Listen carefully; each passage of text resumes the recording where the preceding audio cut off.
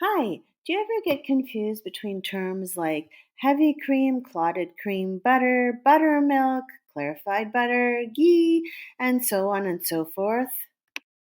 Welcome to Half Baked by the Cake MD. I'm Sally Elias Kezi, the Cake MD. Let's start from the beginning. Let's start from the very beginning. But I digress. Let's assume for the scope of this video that we are starting with fresh milk that has not been processed by homogenization or pasteurization yet. Once our cow has been milked, we have a couple of different paths we can take.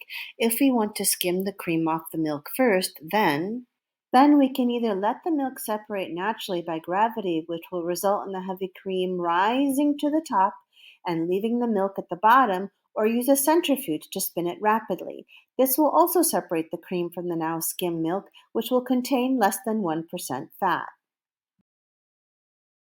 Cream can have a range of fat percentage from 36 to 48%, depending on how much fat is extracted from the milk.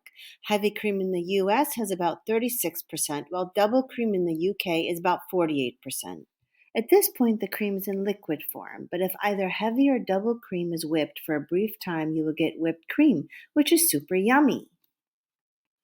If the cream is churned or whipped for even longer, it will separate into fat solids, butter, and buttermilk.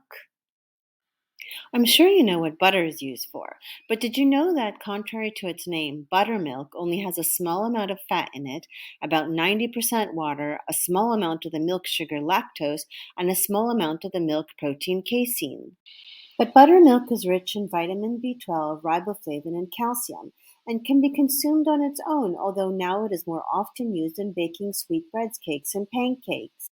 So what is cultured butter and cultured buttermilk then? As soon as your cow is milked, the lactic acid bacteria that exist in the milk begin chowing down on the milk sugars, lactose, to form lactic acid through a process called glycolysis. This is the beginning of fermentation. It can be stopped by storing the milk at low temperatures, but if allowed to continue, you get some initial fermentation, which results in cultured butter or buttermilk. This is not necessarily a bad thing, as this adds more flavor and fermented foods can be beneficial to your health. By now, you must be thinking this is utter madness. Or you might be thinking, hooray for milk! Let's keep going! Clarified butter is made by melting butter slowly until the layers of butterfat, milk solids, and water are separated. The milk solids and water are removed, and what's left is called clarified butter, which is 99 to 100% butterfat. There are different ways of clarifying butter. As we mentioned before, you can just melt the butter and manually remove the milk solids and water, or you can continue to cook the butter past this point until the water is cooked off and the butterfat is slightly browned.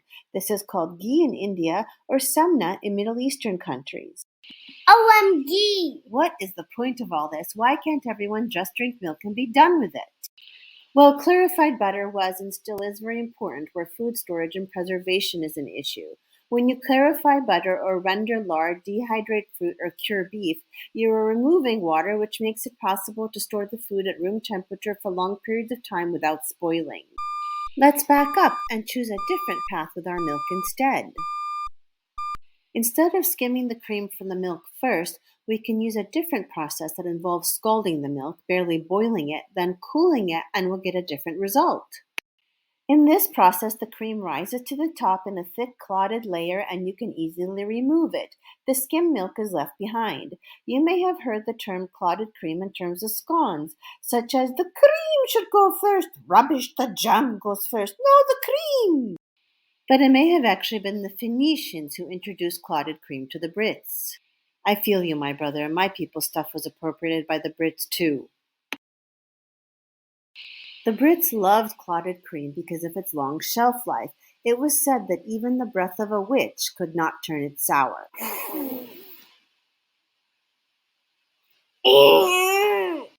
Clotted cream, also known as malai in Hindi, ishta or kaimak in the Middle East, is still used today in dishes such as kulfi, omali, kunafa bil ishta, and kutayef bil ishta.